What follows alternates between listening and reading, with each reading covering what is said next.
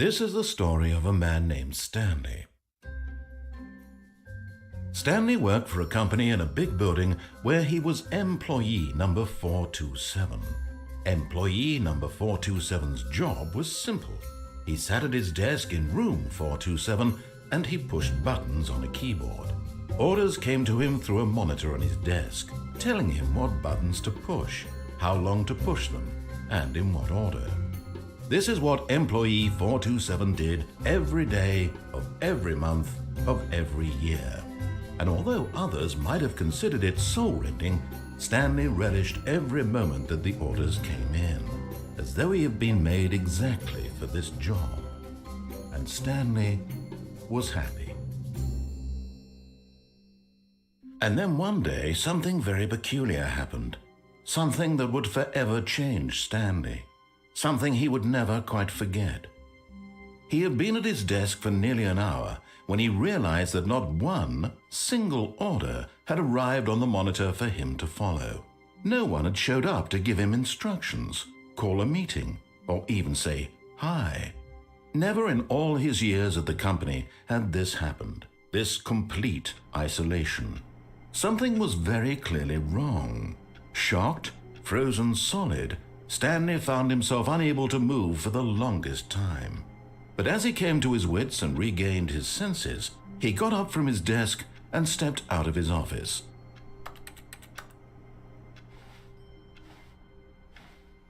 All of his co-workers were gone.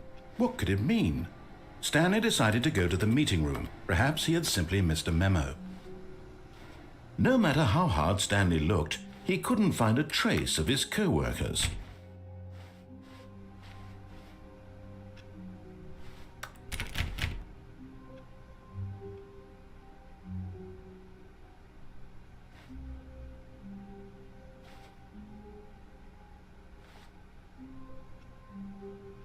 It's bucket time.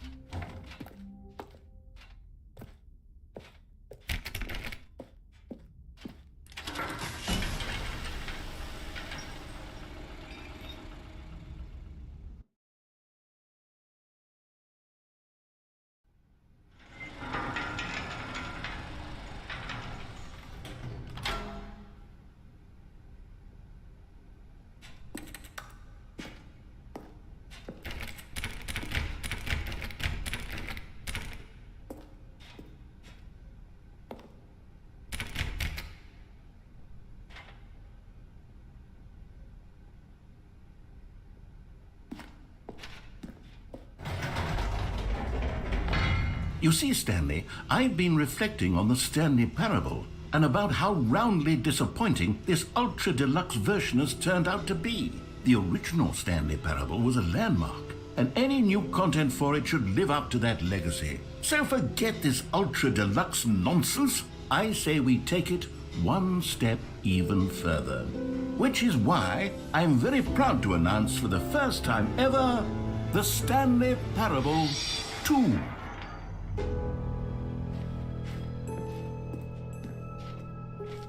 Yes, you see, isn't this far superior to a measly re-release with a few minor additions? Think of all the new territory we'll cover with a fully fledged sequel. An entirely new experience, built from the ground up. Why, there are so many possibilities. It could go in so many different directions. This is what fans have truly been asking for.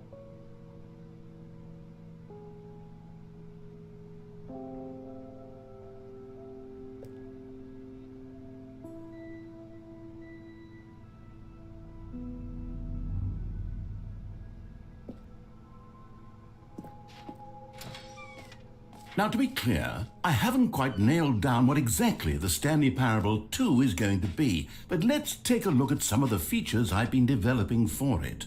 I figure that if I can loosely organize a handful of interesting concepts, that surely the game will sort of naturally spring up around them. It'll all work itself out. Game development is much more of a fuzzy magic than anything scientific or logical, really.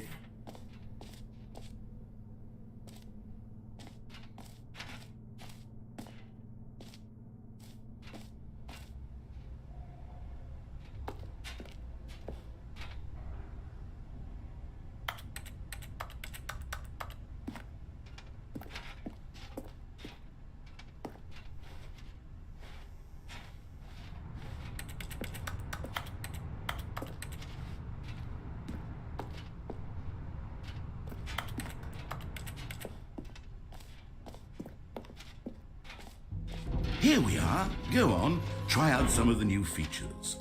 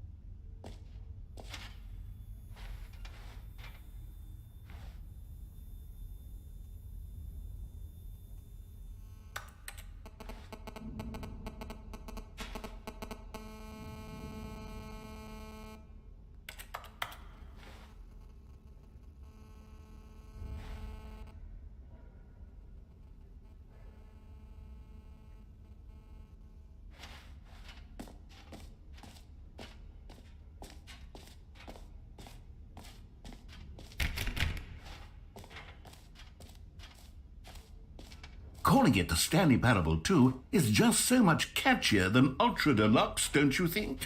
Ultra Deluxe? What does it even mean? But the Stanley Parable 2, now that's an artistic statement right there. It's future-oriented. It screams progress and innovation and long-term franchising potential.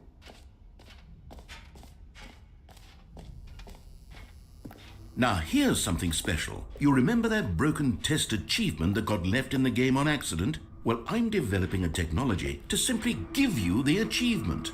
Yes, you see, you'll come to this lever, and when you pull it, the achievement will be given to you. It's as simple as that. As you can see, the machine is not working yet since... What? Wait, what in the holy hell is going on? You got the achievement?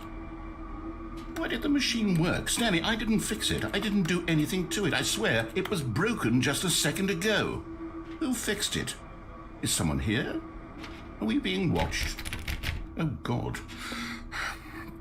Composure. Composure. Yes, as you can see, the machine is working as normal, as I intended. It truly speaks to the awe-inspiring magic of the Stanley Parable 2. Breathe. Just breathe.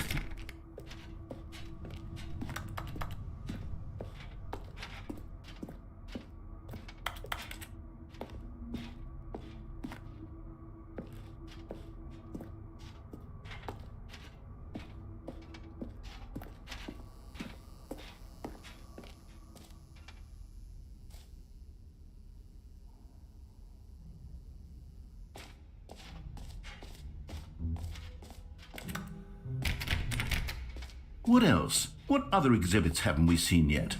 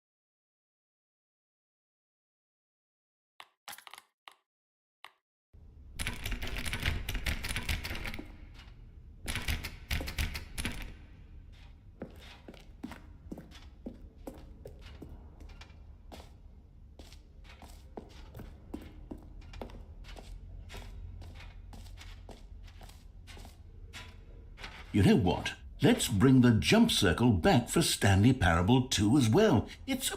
Oh, wait. You already spent all your jumps the first time we saw the jump circle. Oh well. I suppose it can just be a nice decorative piece then.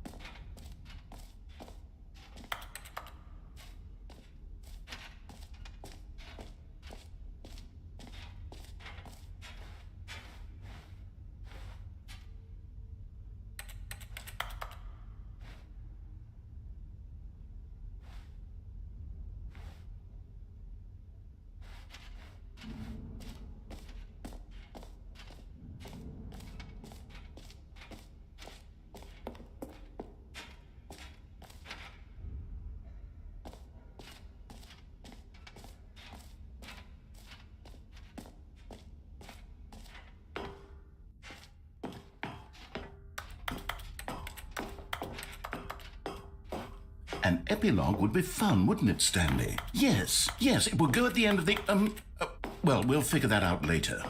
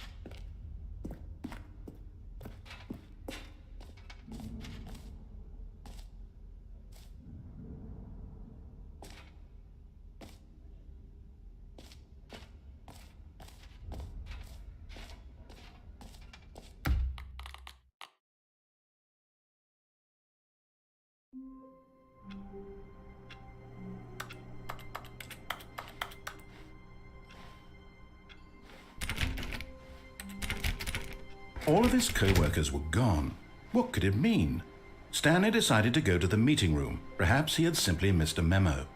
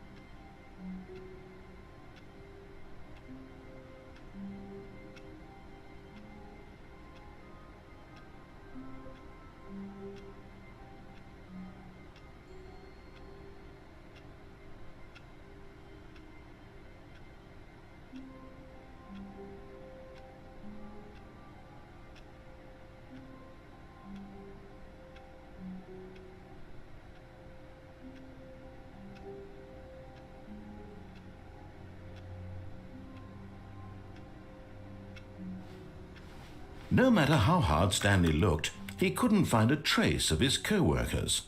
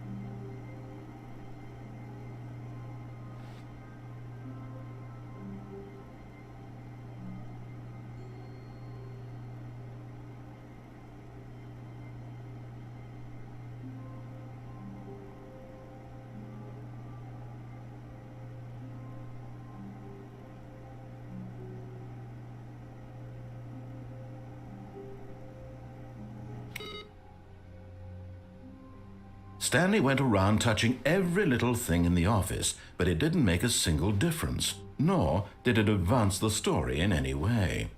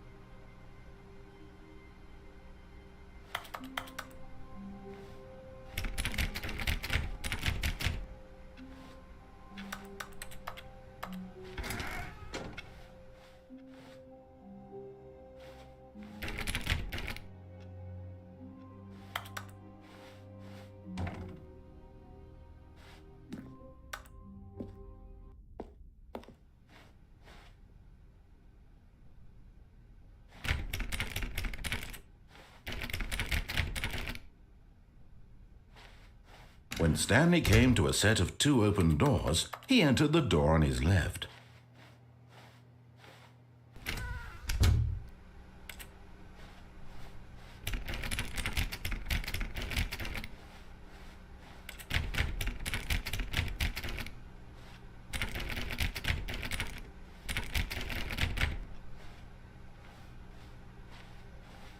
Yet there was not a single person here either. Feeling a wave of disbelief, Stanley decided to go up to his boss's office, hoping he might find an answer there.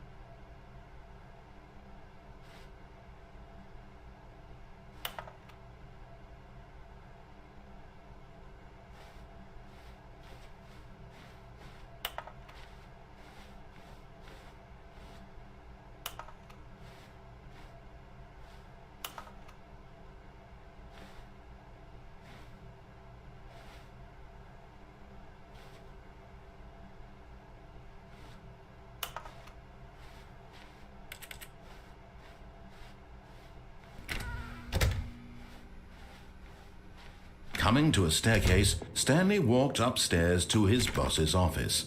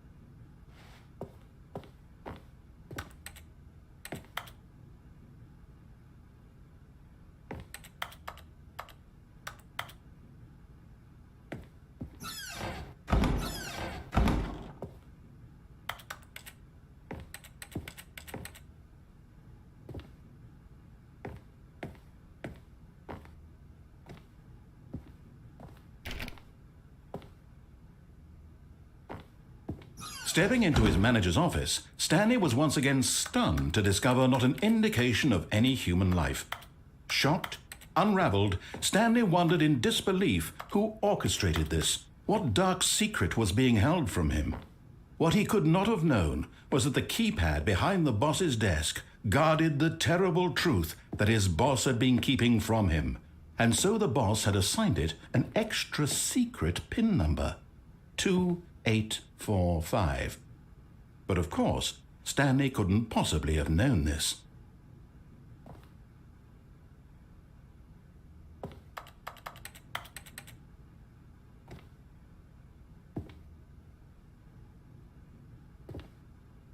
Stanley just sat around twiddling his thumbs.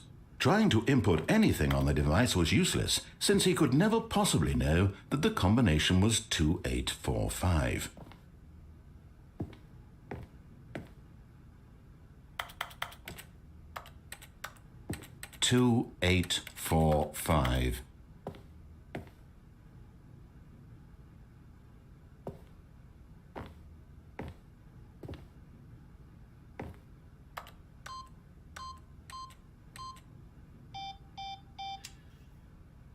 Forgot, but it turns out that the panel's emergency override kicked in, and the door just opened all by itself, and Stanley got the hell along with the story.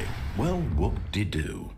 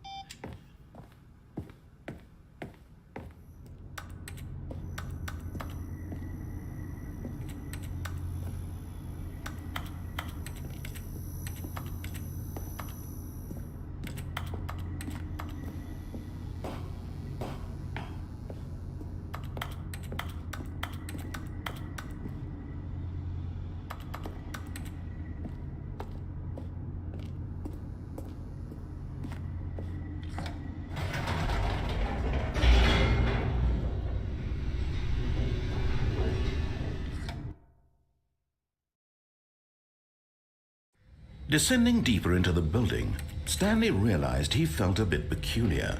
It was a stirring of emotion in his chest, as though he felt more free to think for himself, to question the nature of his job.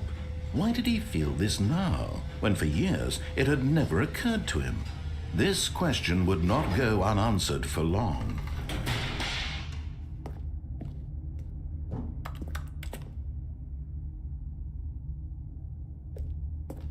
Stanley walked straight ahead through the large door that read Mind Control Facility.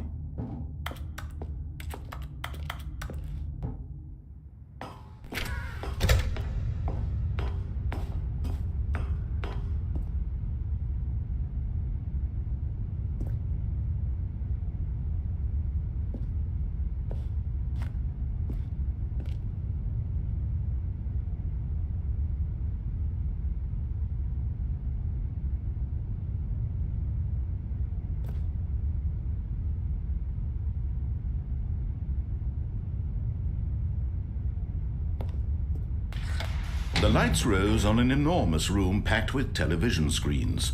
What horror!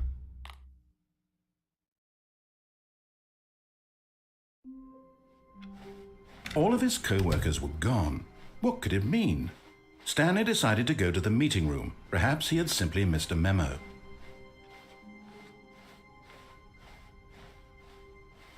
When Stanley came to a set of 2 open doors, he entered the door on his left.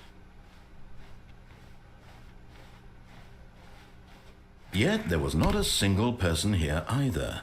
Feeling a wave of disbelief, Stanley decided to go up to his... Coming to a staircase, Stanley walked upstairs to his boss's office.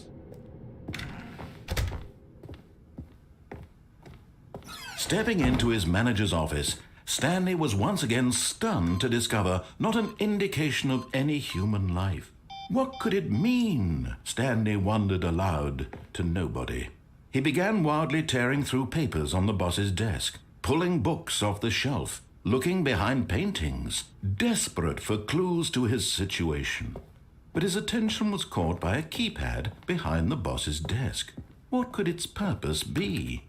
In fact, this keypad guarded the terrible secret that lay buried below his feet.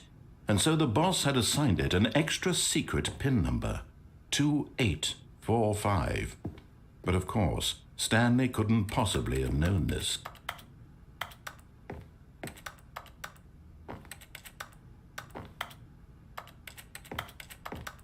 Stanley just sat around twiddling his thumbs.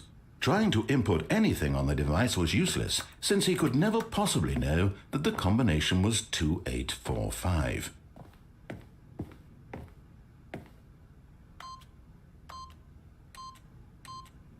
Yet incredibly, by simply pushing random buttons on the keypad, Stanley happened to input the correct code by sheer luck.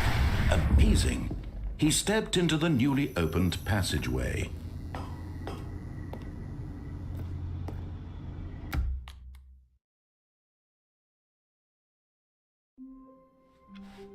All of his co-workers were gone.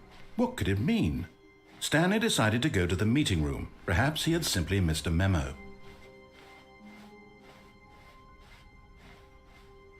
When Stanley came to a set of 2 open doors, he entered the door on his left. Yet there was not a single person here either. Feeling a wave of disbelief, Stanley decided to go up to his coming to a staircase. Stanley walked upstairs to his boss's office.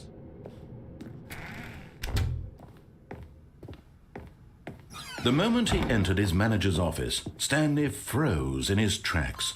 Not a living soul anywhere. Could he really be all alone? Stanley was in such a rush to get through the story as quickly as possible, he didn't even have a single minute to just let the narrator talk.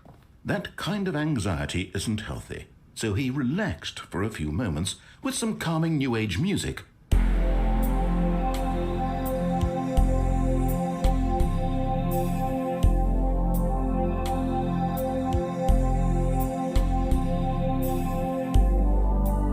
Feeling soothed and rejuvenated, Stanley calmly walked forward into the opened passageway.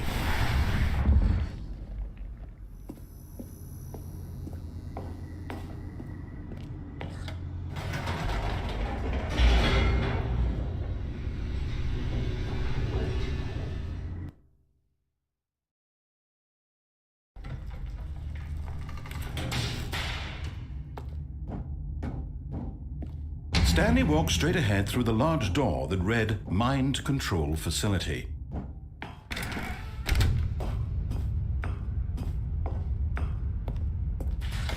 The lights rose on an enormous room packed with television screens. What horrible secret did this place hold? Stanley thought to himself. Did he have the strength to find out? Now the monitors jumped to life, their true nature revealed. Each bore the number of an employee in the building, Stanley's co-workers. The lives of so many individuals reduced to images on a screen, and Stanley, one of them, eternally monitored in this place where freedom meant nothing. This mind control facility, it was too horrible to believe. It couldn't be true. Had Stanley really been under someone's control all this time? Was this the only reason he was happy with his boring job? That his emotions had been manipulated to accept it blindly? No, he refused to believe it. He couldn't accept it. His own life in someone else's control? Never! It was unthinkable, wasn't it? Was it even possible? Had he truly spent his entire life utterly blind to the world? But here was the proof, the heart of the operation. Controls labeled with emotions, happy or sad or content, walking, eating, working, all of it monitored and commanded from this very place. And as the cold reality of his past began to sink in, Stanley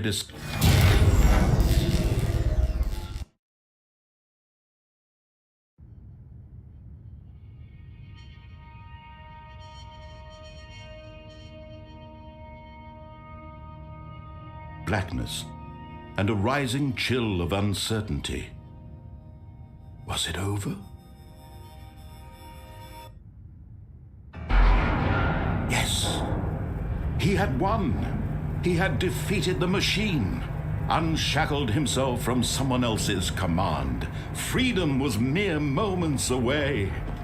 And yet, even as the immense door slowly opened, Stanley reflected on how many puzzles still lay unsolved. Where had his co-workers gone? How had he been freed from the machine's grasp? What other mysteries did this strange building hold? But as sunlight streamed into the chamber, he realized none of this mattered to him, for it was not knowledge or even power that he had been seeking, but happiness. Perhaps his goal had not been to understand, but to let go. No longer would anyone tell him where to go, what to do, or how to feel.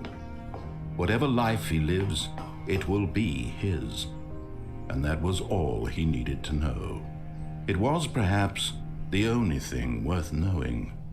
Stanley stepped through the open door. Stanley felt the cool breeze upon his skin, the feeling of liberation, the immense possibility of the new path before him. This was exactly the way, right now, that things were meant to happen. And Stanley was happy.